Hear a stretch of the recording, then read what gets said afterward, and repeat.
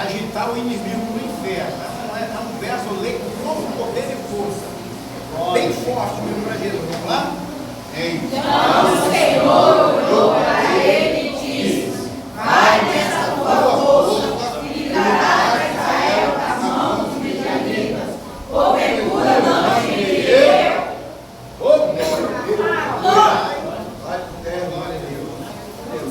Aleluia. O Senhor está mandando ele ir na sua própria força, né, irmão? Vai nessa sua força e livra Israel das mãos dos midianitas. Amém? Glória a Deus. Estamos no quarto elo, né? Nessa noite de nossa campanha. Glória a Deus.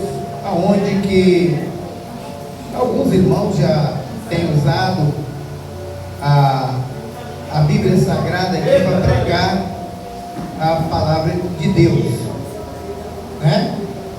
E logicamente que nem todas as pessoas trazem a mesma forma de expressar a palavra, porque cada um Deus dá um jeito, né? Se 10 pessoas que estiverem aqui, cada um lê um versículo, cada um tem um entendimento diferente, né? Glória a Deus. Queremos também agradecer a Deus por tudo que Deus tem feito por nós, pela nossa vida e tem feito pela vida dos irmãos. Estava observando, irmãos, daqui a pouquinho nós vamos estar pregando aqui a palavra, mas então nessa noite nós estaremos explorando um texto bíblico que nos chama muita atenção pela época a qual foi escrito, pelo tempo que foi escrito, da forma que era na época. Então nós vejamos aqui, irmãos, que o povo de Israel foi um povo vitorioso. O povo de Israel estava sob os domínios dos egípcios, né? E o Senhor usou com mão forte, prometeu a Israel uma terra que manava leite e mel. O Senhor prometeu para Israel. Israel passou por todo o processo, né, na mão ali dos egípcios. Israel era escravizado na mão dos egípcios. Israel não tinha direito a nada. Israel vivia debaixo de chicote para poder fazer as funções da qual agradava ali a Faraó. E o Senhor, através de Moisés, libertou aquele povo, fez uma promessa para aquele povo, aleluia, que ia entregar na mão deles uma terra produtiva, uma terra boa, uma terra que ia trazer alegria para eles, aonde eles têm sustento, aonde eles têm água fresca, aonde que suas famílias não iam passar necessidade e ainda ia ter a proteção de Deus. Foi a promessa de Deus, né, para aquele povo, aleluia. Mas olha, irmãos, o que aconteceu depois que o povo conquistou aquela terra. O povo estava próspero, o povo tinha muito alimento, o povo estava vivendo dias regalados, o povo achou que não dependia mais de Deus. Então o povo começou a idolatrar a outros deuses, os deuses dos amorreus, os deuses dos medianitas. Estava sendo idolatrado, estava sendo Deus do povo de Israel, aleluia. E isso mexeu com Deus. Deus ficou irado, porque Deus não aceita adoração estranha, Deus não aceita fogo estranho, Deus não aceita nada pela metade. Ou você serve a Deus, ou você serve a Mamon, porque é o único Deus na Bíblia que Deus manda escolher, ou Deus ou Mamon, ou dinheiro ou Deus. Só esse ser que Deus pode ler sua Bíblia, fazer pesquisa, que é só nessa passagem que Deus está dizendo, ou você deve amar Deus ou não.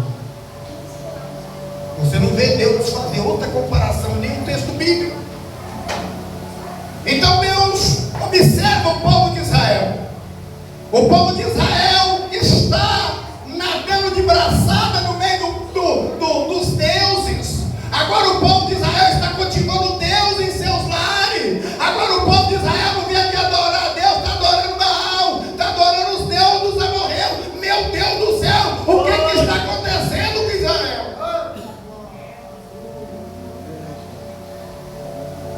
até então estava na mão dos faraós.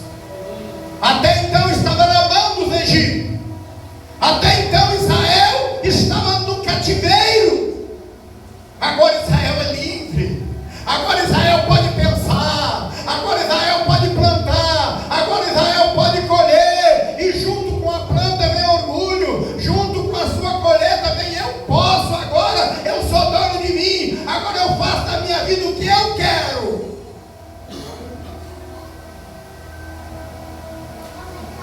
E aí a Bíblia diz que o Senhor olhou. E agora ele entrega Israel na mão dos medianitas. Por 7 anos. Tudo que Israel semeava, os medianitas vinham e distribuíam. E quando eles vinham, não deixava nem um boi, nem um cordeiro, nem o jumento eles deixavam, levava tudo, tomava tudo de Israel. Israel agora não podia medir força com os medianitas, porque eles eram poderosos, eram numerosos, o povo era muito grande, eles eram poderosos. Então agora Israel vai começar a viver nas montanhas, agora Israel vai começar a viver nos buracos e nas cavernas, porque não pode contender com os medianitas, um povo que tinha a bênção de Deus, um povo que tinha Deus que defendia. Agora Deus não está defendendo, porque é um povo que está na idolatria. Então agora Deus deixa ele na mão do povo inimigo, para provar que Deus também tem poder, mas Deus deixa para saber o que vai acontecer quando o povo desobedece a tua palavra. Aleluia! E agora, tudo que ele semeia, o inimigo, através dos medianitas. Aqui a Bíblia vai contar nessa história que era tanta gente. Eles vinham com camelo, eles vinham com gado, e tomavam posse das terras, devassavam, não deixava nada. E agora Israel, o primeiro ano Israel ainda ficou balançado, mas ainda tinha uma coisa. Agora imagina, 7 anos. 7 anos Israel na mão dos medianitas. A Bíblia diz que ele era numeroso como um gafanhoto.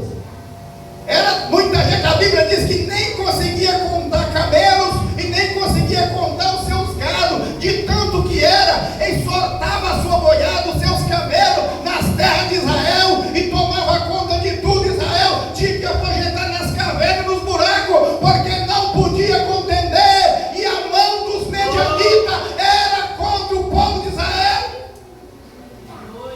Louvado seja o nome do Senhor Jesus. Aleluia! Ai daquele que a mão de Deus vem contra ele. A Bíblia diz que a mão de Deus estava no meio de Israel. A Bíblia diz que a mão de Deus estava no meio de Israel, mas nada podia fazer.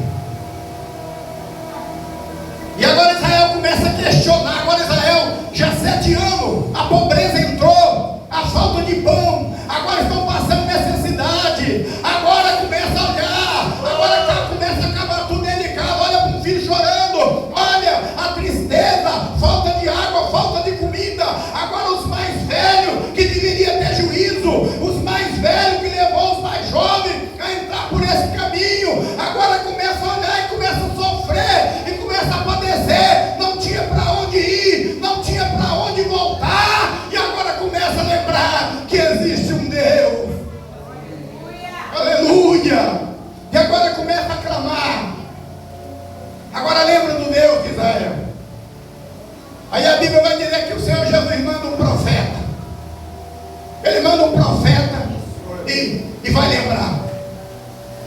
Juntou os mais velhos, aqueles anciões que lembravam de tudo, da história do que tinha acontecido, para ele chegar onde chegou. Você tem que contar a história, da onde você era, quem era você, por onde você passou, para você chegar até onde você está. Você tem que contar a história, você tem que lembrar o que aconteceu com você, para hoje. Talvez para as pessoas você não pode ser nada,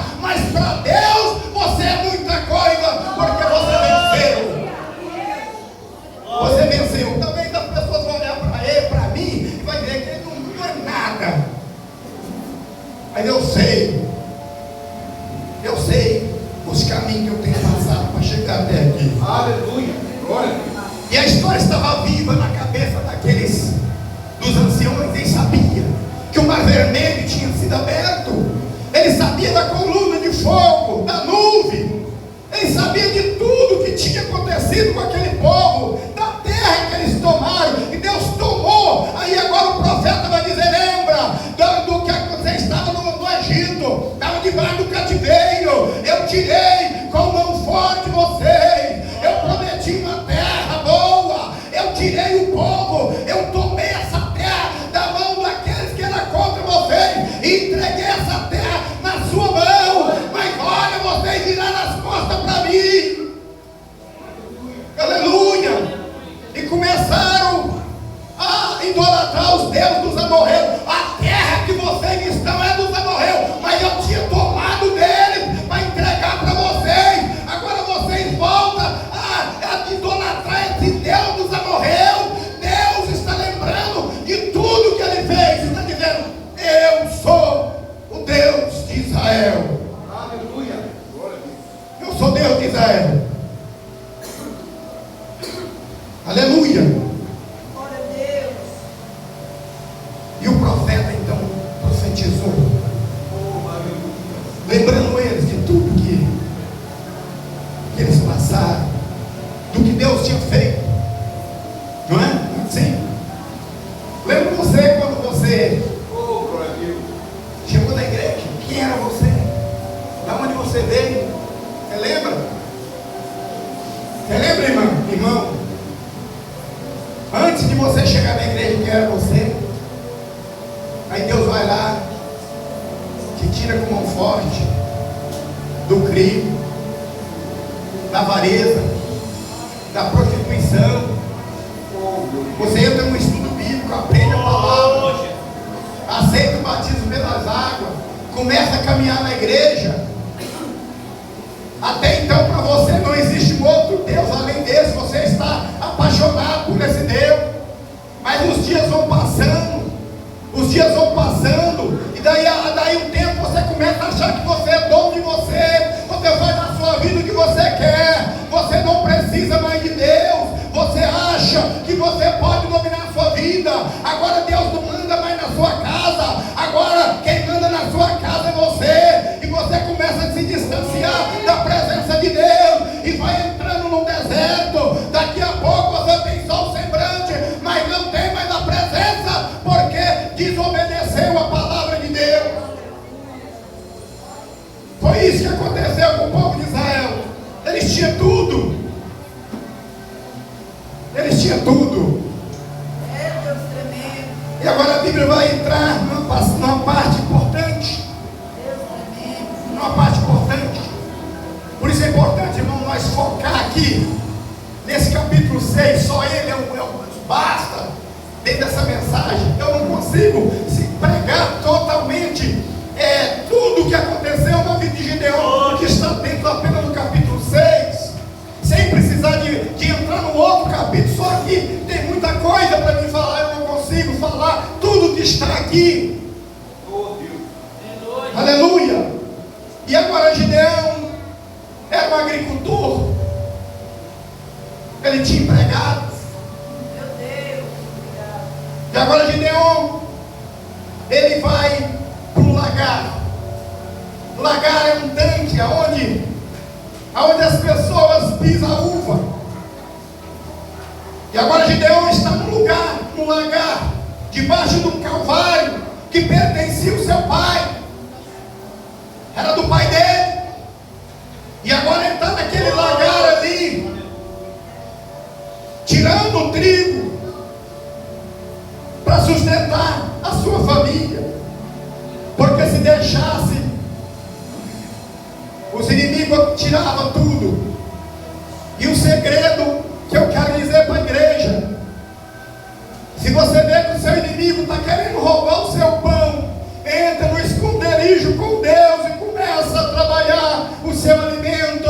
Porque no segredo de Deus, com Deus e você, o inimigo não consegue entrar na sua estratégia. É isso que Gideão estava fazendo. O inimigo estava vendo em volta de tudo, mas quando Gideão entrou na estratégia,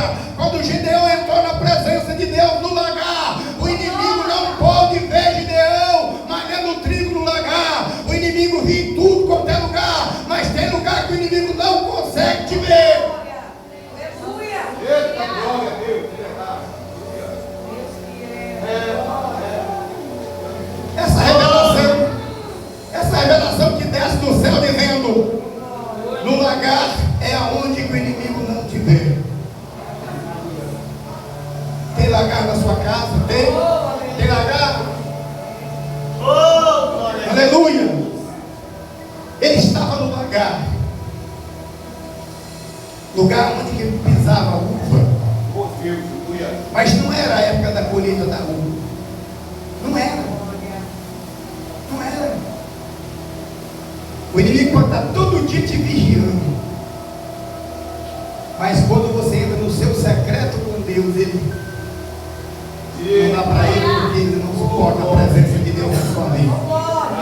Quando você entra na presença de Deus, quando você dobra o seu joelho, quando você entra no seu esconderijo, e quando você começa a chorar, quando você começa a falar com Deus, quando você começa a reconhecer quem é Deus, aleluia, ele bate em retirada, porque ele não consegue ficar perto de quem está adorando a Deus. Ele não consegue ficar perto.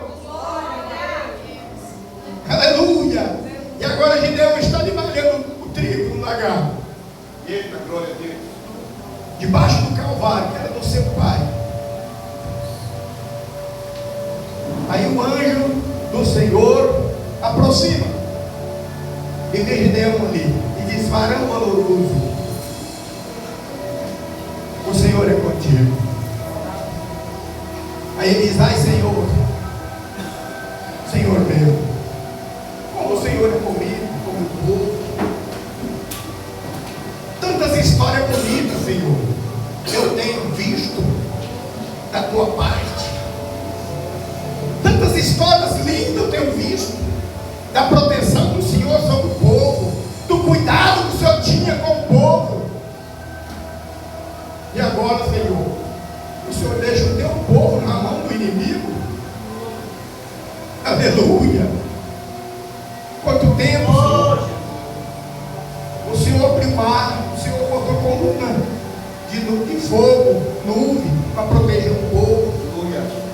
O Senhor tinha a mão forte na direção do povo, e agora o Senhor nos entrega na mão dos inimigos.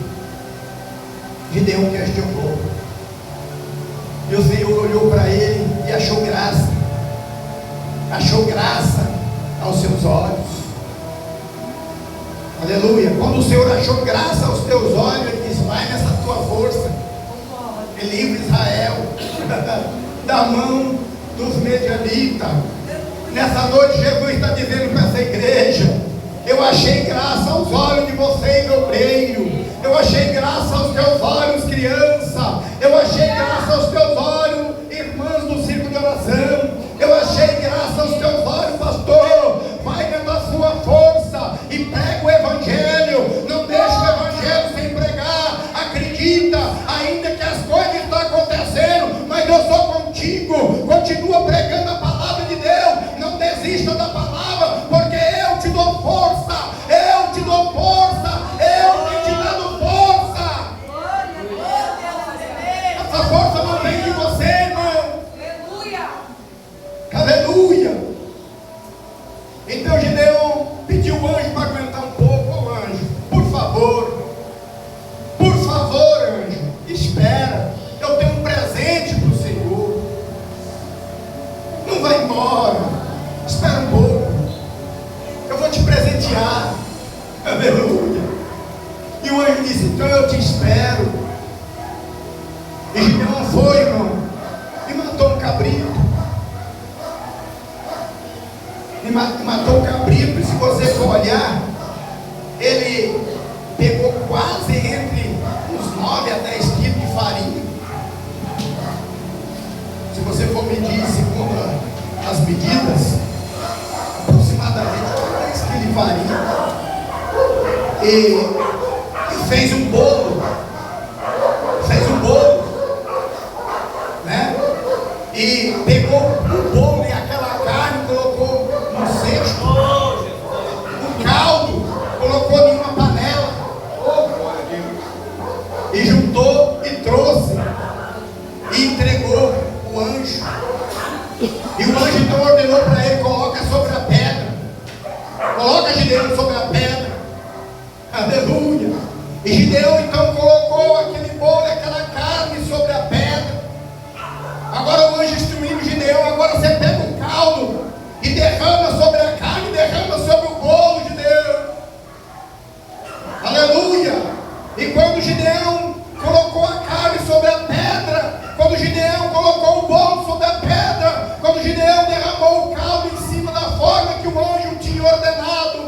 a palavra que ele tinha um cajado em suas mãos. Então ele estendeu o cajado sobre a pedra e desceu fogo e subiu fogo daquela pedra e consumiu aquele holocausto, porque era a presença do Deus vivo que estava diante de Gideão.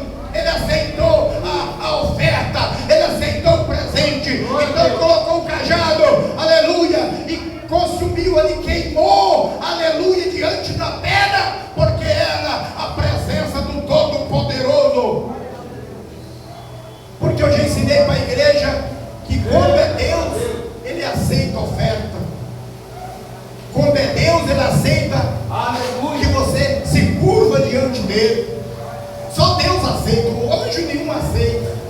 Mas se você vê uma passagem na Bíblia que o anjo, ou que aquele ser de Deus aceitou a oferta, é o próprio Deus. Está falando de Deus, porque quem aceita a oferta é Deus.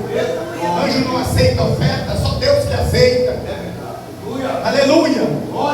Então Gideão se colocou diante dele, diante de medo, de temor, de pranto, dizendo: ai, Senhor meu, e agora o que eu faço? Eu tive face a face com o anjo do Senhor. E o anjo então bradou: não tenha medo, Gideão, não tenha medo, nenhum mal vai te acontecer, nenhum mal vai te acontecer. Queria eu ter tempo para pregar até o fim essa palavra, porque tem muita coisa, mas eu vou só resumir mais um pouquinho. Então o anjo do Senhor disse para Gideão: pega o boi do seu pai, um segundo boi de 7 anos, e leva até o altar de seu pai. Você vai destruir o altar. Você vai pegar aquele poste aonde quem oferece o sacrifício a Baal, e você vai arrancar, e com a lenha daquela madeira você vai colocar o boi e vai queimar e oferecer um sacrifício. Aleluia, Pai. Eu poderia estar entrando na mensagem agora, né? Agora eu poderia estar entrando na mensagem. Fiz um resumo até aqui, agora eu poderia pregar a palavra. Então, glória a Deus, Gideão assim fez, da forma que o Senhor te ordenou, ele fez. Só por temer o povo, ele ficou com medo e preferiu fazer pela noite e não de dia. Aleluia. Tudo que eu estou falando aqui está aí no capítulo 6. Preferiu fazer à noite. Quando deu a noite, ele chamou os seus empregados e foi, da forma que o Senhor ordenou. Pegou o boi do teu pai, pegou um outro boi de 7 anos e levou à noite. Chegou lá, quebrou o altar, destruiu o altar, arrancou aquela madeira que estava ali. Aleluia. Matou aquele boi e botou fogo. Aleluia. Diz a Bíblia que antes do dia amanhecer, antes mesmo do dia amanhecer, acordando os medianitas e todos aqueles povos, viu o que tinha acontecido, ficaram desesperados. O que tinha feito com o altar de Baal? O altar de Baal estava destruído, o altar de Baal estava desarrumado, quebrado, queimado, e eles ficaram furiosos, querendo saber quem era, o que tinha acontecido.